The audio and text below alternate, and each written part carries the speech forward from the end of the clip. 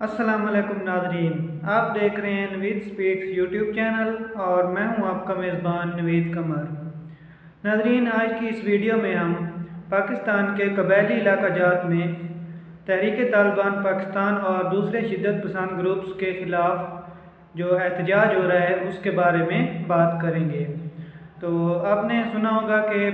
सबसे पहले स्वात में लोगों ने एहतजाज किया था बढ़ती हुई दहशतगर्दी की कार्रवाइयों के ख़िलाफ़, और आजकल जो वाना में है, साउथ वज़ीरिस्तान का जो कैपिटल है वाना, तो वहाँ पर लोग जो हैं वो एहतजाज कर रहे हैं। और इस एहतजाज में जो मुख्तलिफ पॉलिटिकल पार्टीज़ हैं उनके लोग भी इस एहतजाज में शरीक हैं। तो वो लोग एहतजाज कर रहे हैं कि जो कबायली इलाका जात में एक मरतबा फिर जो दहशतगर्द सर उठा रहे हैं, तो हुकूमत जो है वो इनके ख़िलाफ़ कोई फौरी इक़दाम करे और इन दहशतगर्दी की कार्रवाइयों को रोका जाए। अब लोग जो हैं वो तो अपने जान माल के तहफ़्फ़ुज़ के लिए भी बहुत ज़्यादा एक तो परेशान हैं, दूसरा अगर दहशतगर्दी की कार्रवाइयाँ बढ़ जाती हैं और तालिबान जो हैं वो फिर से कदम जमाने में कामयाब हो जाते हैं पाकिस्तान के कबायली इलाका जात में, तो इससे एक मरतबा फिर जो फ़ौज को डिप्लॉय करना पड़ेगा कबायली इलाका जात में बहुत ज़्यादा तादाद में। और अगर फ़ौज को सिविल एरियाज़ में इतनी तादाद में भेज दिया जाए और वहाँ पर मिलिट्री ऑपरेशन शुरू किए जाएँ, तो वहाँ के अवाम को भी इससे बहुत ज़्यादा मुश्किलात का जो सामना है वो करना पड़ता है और इंसानी हकूक़ की बहुत सारी खिलाफ वर्जियों के जो केसेस हैं वो भी सामने आते रहते हैं। इससे पहले भी पश्तून तहफ़्फ़ुज़ मूवमेंट जो है वो इसी बारे में एहतजाज करती रही है कि एक तो दहशतगर्दी को जो है वो रोका जाए और दूसरा जो है वो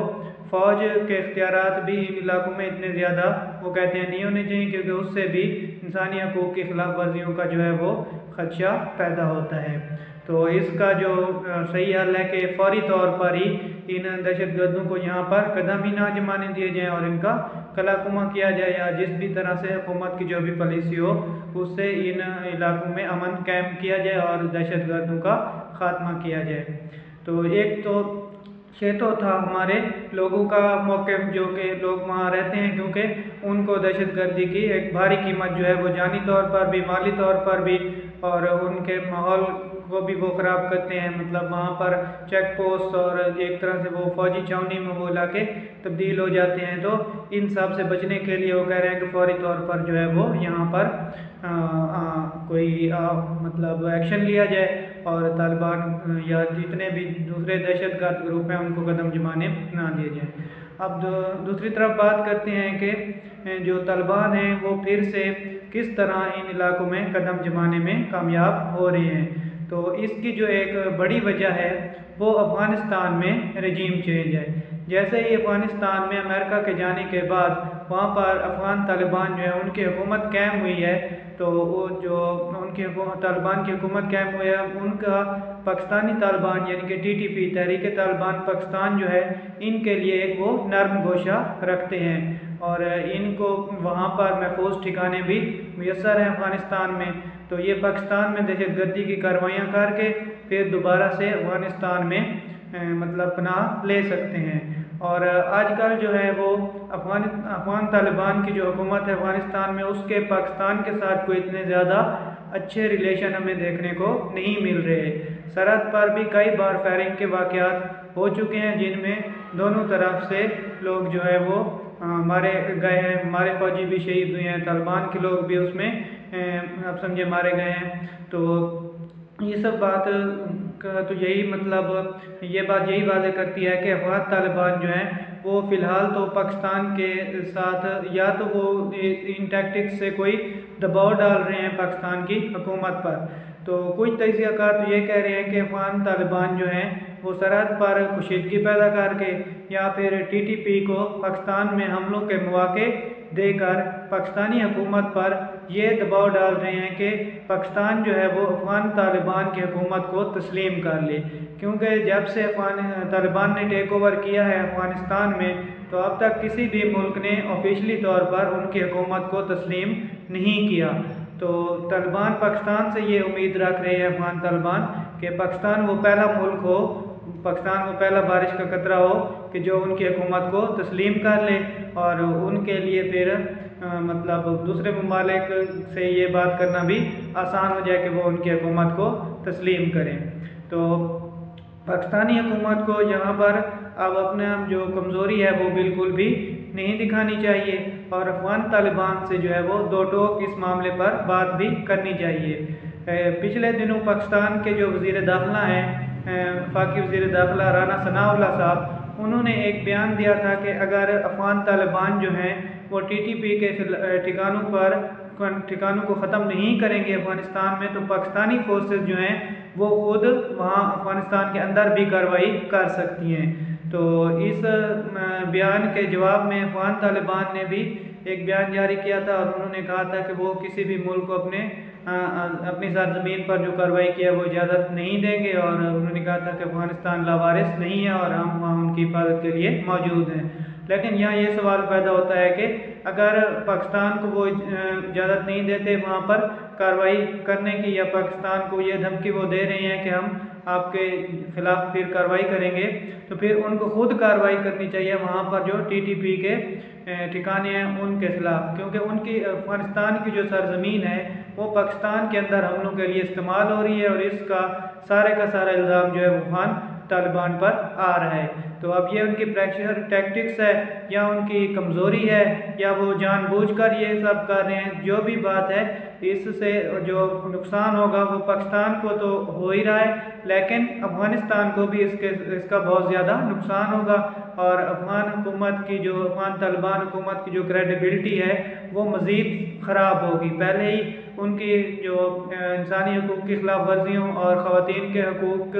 के बारे में जो उनकी क्रेडिबिलिटी है वो बहुत ज़्यादा लो है और अभी हाल ही में उन्होंने जो है वो अफ़गानिस्तान में बच्चियों की यानी कि औरतों की और छोटी बच्चियों के स्कूल जाने पर और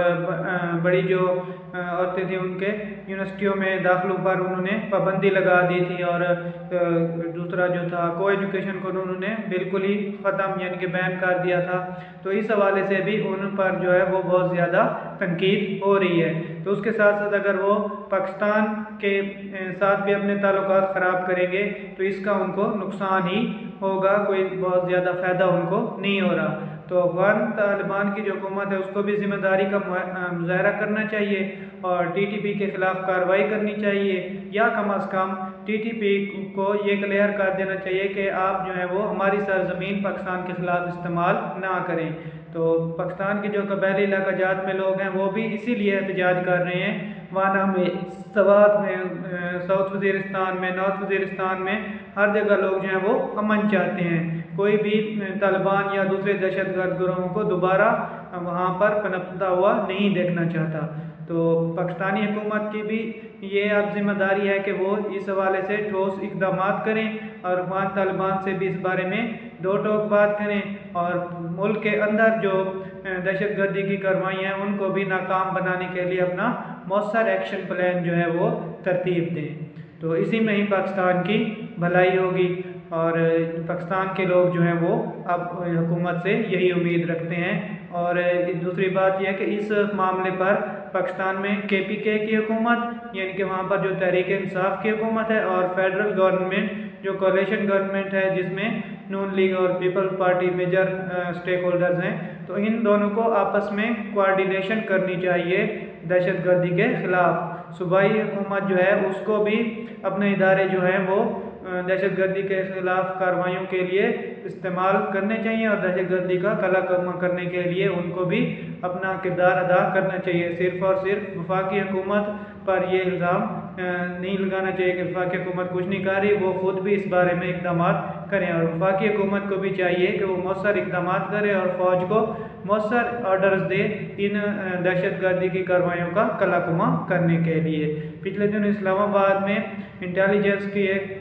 कामयाबी आप समझें कि उन्होंने एक खुदकुश हमला जो था वो नाकाम बना दिया था। तो इसी तरह के इक़दाम की हम तवक्को रखते हैं पाकिस्तान की फ़ौज से, पाकिस्तान की ISI से, पाकिस्तान की इंटेलिजेंस से और तमाम सूबाई हुकूमतों से, ख़ास तौर पर KPK की हुकूमत से, क्योंकि ट्राइबल एरियाज़ जो थे वो पहले फाटा थे, यानी कि फेडरली एडमिनिस्ट्रेटेड ट्राइबल एरियाज़, लेकिन अब वो जो है वो KPK के डिस्ट्रिक्ट बन चुके हैं, KPK में मर्ज हो चुके हैं। तो KPK की हुकूमत की भी वहाँ पर अमन व अमान की उतनी ही जिम्मेदारी बनती है। KPK की पुलिस को भी इस बारे में अपना जो किरदार है वो अदा करना चाहिए और फ़ौज की पूरी मुआवनत करनी चाहिए।